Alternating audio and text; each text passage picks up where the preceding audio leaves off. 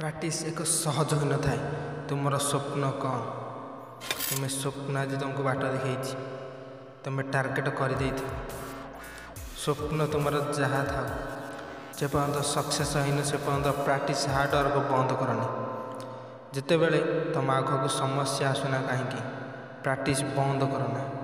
Practice ଆହୁରି ତୀବ୍ର କରିଚାଲ। ତୁମ ଜୀବନ ଯଦି ସକ୍ସେସ୍ ପାଇବାକୁ ଚାହୁଁଛି, ଲୋକ କହନ୍ତି ତୁମର ବାଟ ଠିକ୍ ନାହିଁ, ହେଲେ ତୁମେ କେବେ ବି ଭୁଲିଯିବନି ମୁଁ ଯାହା କରୁଛି ଆଜି ମୋତେ ସ୍ୱପ୍ନ ବାଟ ଦେଖାଇ ଆସୁଛି। ମୁଁ ସବୁ ଜିନିଷ ଦେଖିଛି। ଗୋଟେ କ୍ରିକେଟର ଇନକମ୍ କରୁଛି, ଗୋଟେ ୟୁଟ୍ୟୁବର ଇନକମ୍ କରୁଛି, ସମସ୍ତେ ଇନକମ୍ କରି ଆସୁଛନ୍ତି। ହେଲେ ମୋତେ ଆଜି ମୋ ସ୍ୱପ୍ନ ସେ ଜିନିଷକୁ ଆଡ଼େଇ ଦେଇକି ମୋତେ ଆଜି ଏ ଜାଗାରେ କାହିଁ, ଏଇ ବାଟରେ ମୋତେ କ'ଣ ପାଇଁ ନେଉଛି?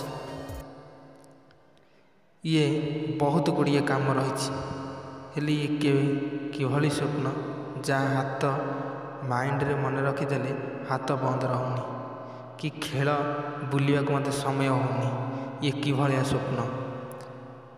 ଏଥିରେ ମୋର ଲସ୍ ହେଲେ ଚଳିବ, ମୁଁ ବାରମ୍ବାର ଫେଲୁଅର୍ ହେଲେ ବି ଚଳିବ, ହେଲେ ସ୍ୱପ୍ନ ତିଆରିରେ ପ୍ରାକ୍ଟିସ୍ ଦିନେ ନା ଦିନେ ମୁଁ ନିଶ୍ଚିନ୍ତ ବଡ଼ ଲୋକ ହେବି, ଏହା ମୋର ବିଶ୍ୱାସ ରହିଛି।